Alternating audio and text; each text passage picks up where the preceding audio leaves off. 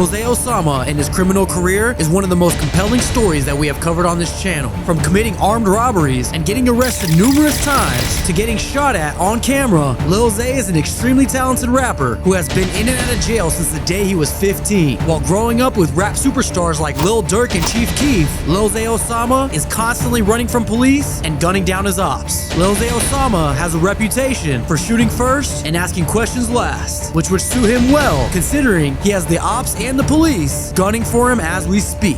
No, you back the fuck up. Don't touch me. Fuck you talking about, nigga. You in my face. So they fucking with them ops, he gonna fuck around and get smoked, real talk. What's happening? Put your hands behind your back. Hands behind your back. They tried to rob me, so they didn't know I had my own gun. I got shot in the process. Come get the folks, man. Damn. Hey, let me see your head! Go, go. Okay, go. No, where's that go? King 60 advised we have multiple guns in the car with drums.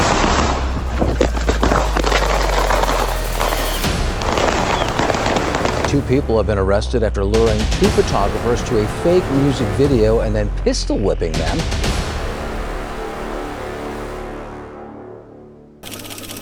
Lil Zay Osama was born and raised in Chicago, more specifically in the Robert Taylor housing projects. Now, in order to understand the life of Zay, you must understand the severely volatile environment that Zay was brought up in. Without going into a deep dive, these housing projects had been known to be a death trap for youth, beginning as far back as the 70s. When Zay was born in 1998, these housing projects were already in development of complete demolition, when 95% of these people in the buildings were also surviving off of government assistance. Not to mention the slew of crime that would occur, including people being thrown out of the top story windows and police being sniped from the buildings when reporting to police calls. While growing up in what some would describe as war grounds, it was fair to assume that Zay was destined to a life of crime since the day that he was born. While sleeping on the floor throughout his youth, Zay's father would also be in and out of prison growing up, forcing his single mother to raise 6 children off of government checks. Lil Zay would understand that he would have to hustle in order to survive and would absorb the environment around him. It was said at this time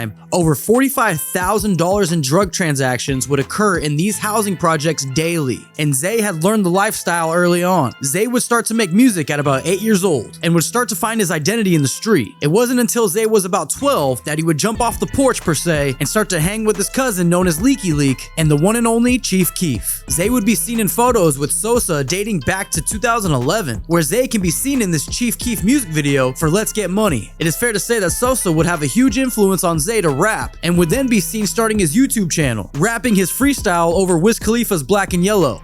You know what that means, they say we can rap. Matter of fact, let me speak about them dead niggas. I'm on now, I ain't gotta pop no more triggers. I put a stack up on that boy, I bet he gone. And if he play around, heaven's gonna be his new home.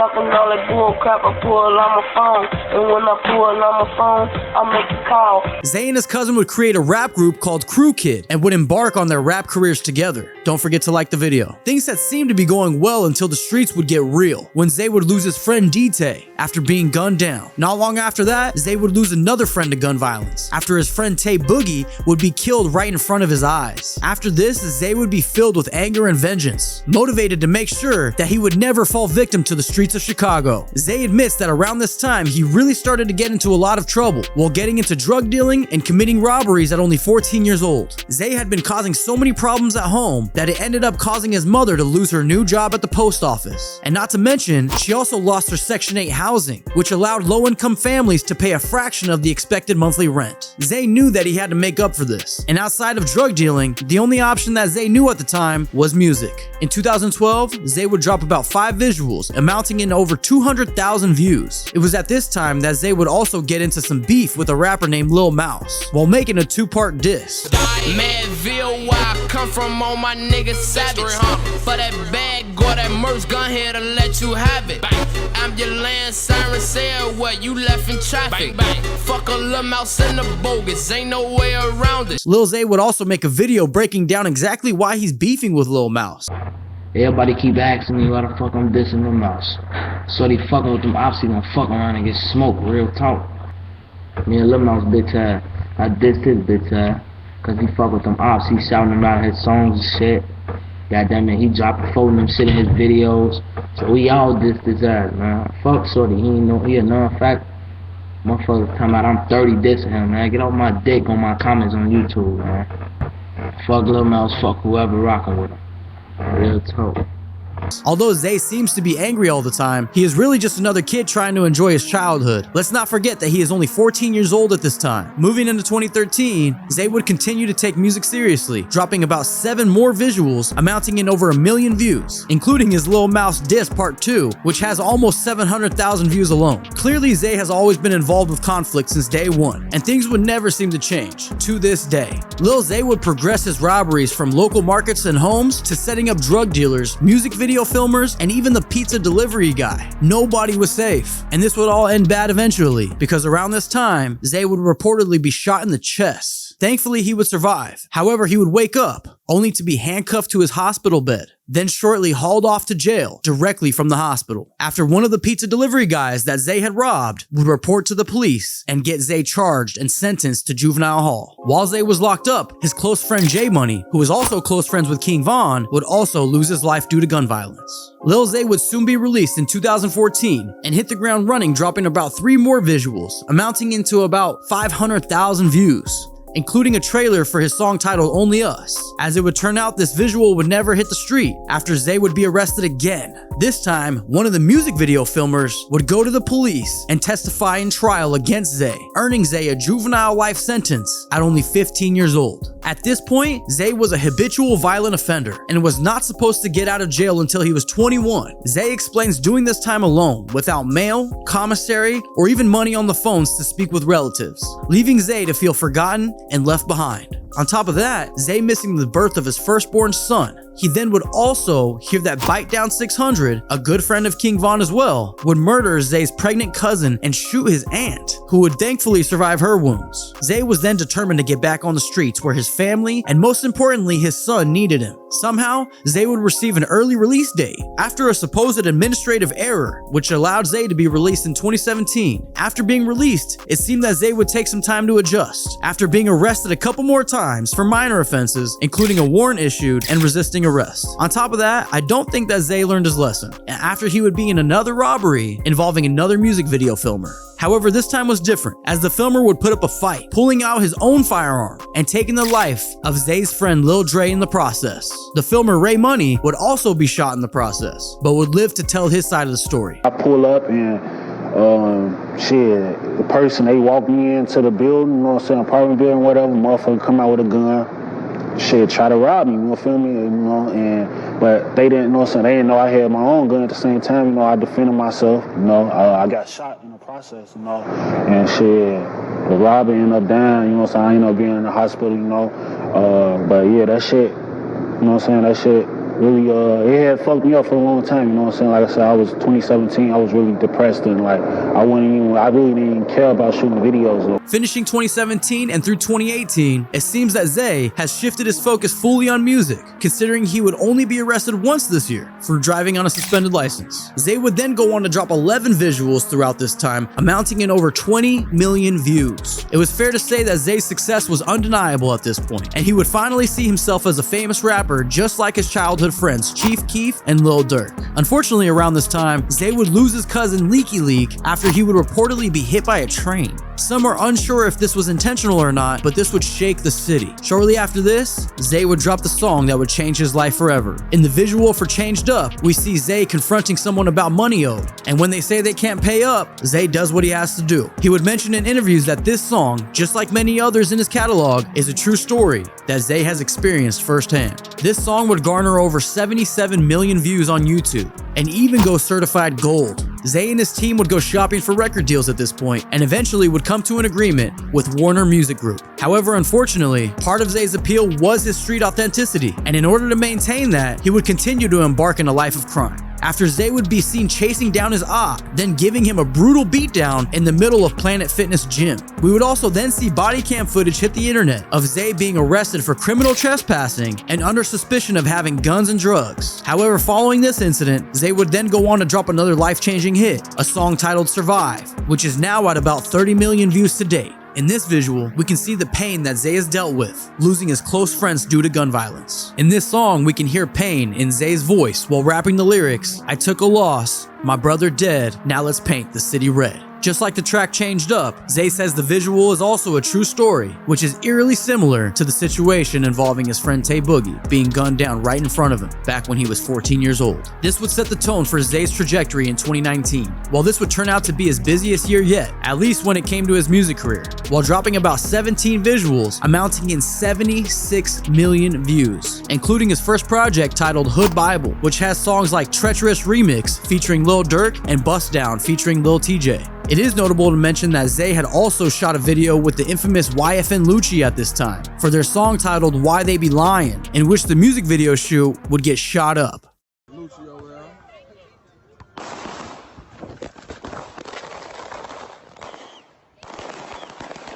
Now, coming into 2020 was a weird time for the world, especially within racial issues amongst the George Floyd killing. People were looting and rioting all over, to the point where police would start to use deadly force. And unfortunately, around this time, Zay would lose yet another friend, Boss Phil, due to gun violence. But this time, it would be at the hands of a police officer. Now, outside of that, aside from Zay getting arrested for what seems to be a charge for an electronic communicating device, he would really stay out of trouble and continue to drop an insane amount of music throughout 2020 and 2021, dropping an astounding 21 visuals, amounting in over 67 million views, including Soul Cry and the infamous track titled 61st to 64th, where fans had to make breakdown videos on all the people that Zay had dissed in this song. Lil Zay would also drop a total of 4 projects during this time as well, labeling Lil Zay Osama as one of the hardest working rappers out there, and dare I say, extremely underrated. Now, 2022 is the year the famous song Fuck My Cousin drops, which garnered over 3 million views and would also get Lil Durk to jump on the remix,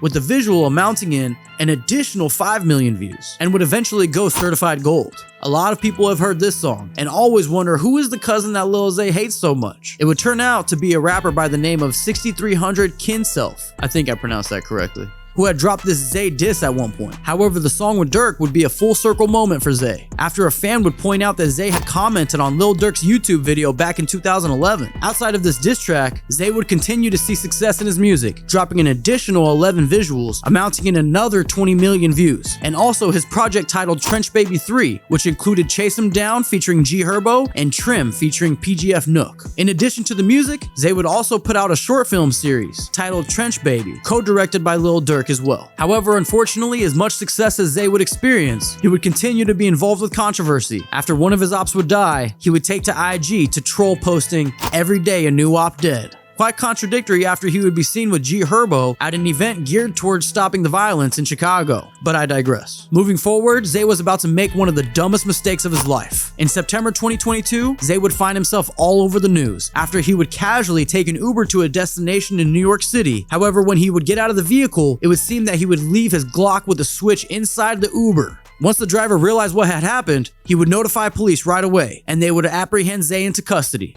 What's happening? I just got a call. What's happening? What's happening? Just put your hands behind your back. Put your hands behind your back. Put your hands behind your back. What happened? We're gonna sort it all out. Huh? We're gonna sort it all out. What is going on? We're gonna sort it all out. I'm the manager. I'm just he's being detained right now. So I'm just.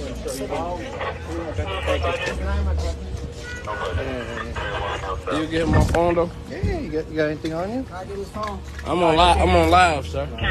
If you hadn't heard about this arrest, you most certainly seen the publications like DJ Academics posting this viral mugshot. Zay would then be seen posted up at Rikers Island for a bit while posting "We need Donald Trump back," hoping that Zay can get a pardon like Kodak. After bailing out on $1 million bond, Zay would eventually be sentenced to 14 months in prison later in 2024. But during this time, shortly after, we would see Durk embracing Zay on social media as he gifts Zay a new bust down OTF chain. Feeling on top of the world, it seemed that Zay would start to let his guard down because he would post to IG, "Somebody close praying on my downfall," and working with the enemy after he was reportedly robbed while he was asleep in a hotel room. I guess THF Kino and La Fadada snuck into his hotel room and took 2 watches. Even though they would deny these claims, this wouldn't stop Zay from sending death threats their way. And Durk would even publicly take Zay's side in this beef. Shortly after, Zay would be apprehended again in possession of these insane firearms. It seemed like Zay was moving around like the military. However, surprisingly, Zay would seemingly be unfazed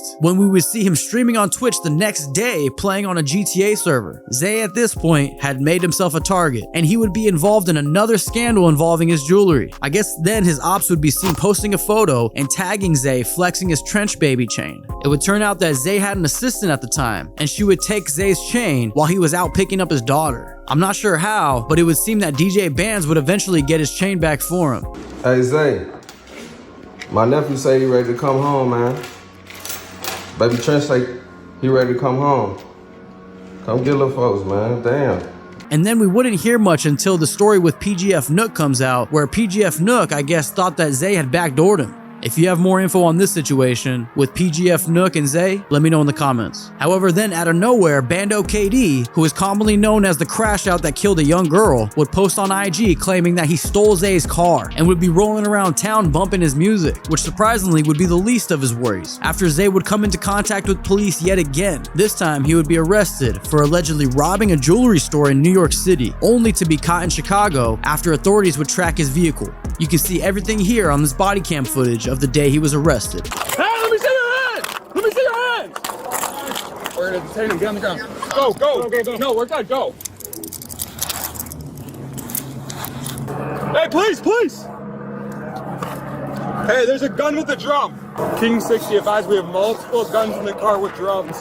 Multiple guns in the car with drums. 1126, vehicle reported stolen. Although 2023 was rough, Zay would still manage to drop another 10 visuals, amounting in 12 million views, and not to mention 2 more projects titled For the Trenches and Hood Bible 2. After serving a few months, we would see Zay back on IG calling out the ones that were counting him out while he was locked up. He would go on to prove to everyone that he will continue to drop music no matter what, going on to drop 4 more visuals and 2 projects in 2024, including a song titled Bad Bad, where he opens up about his feelings and saying, "I hope we don't catch a Rico." It would seem that Zay's intuition was telling him something, because shortly after in 2024, Zay would be sentenced to 14 months in the case involving his Glock switch in the Uber. We would finally see Zay once again in February 2025 posting to IG, "Feels good to be free. Free the guys, fuck the feds, long live the guys." Now as fans, we were happy to see Zay back. However, unfortunately, he would go right back to his old ways, after reportedly robbing another music video filmer, this time in LA off of Melrose. And to make matters worse, he would use the news clipping as his intro to the music video and would also be seen in the same suspected vehicle. 2 people have been arrested after luring 2 photographers to a fake music video and then pistol whipping them.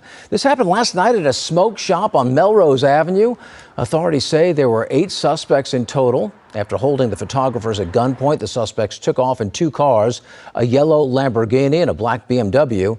Police did find the Lamborghini later in the San Fernando Valley, and that's when a pursuit started. I mean, you guys call me the police, but this is self-snitching at its finest. Zay would later be picked up and apprehended into custody on these charges. And at the time of this recording, there has not been any updates further. Thank you for watching. Don't forget to subscribe, and I will see you in the next video.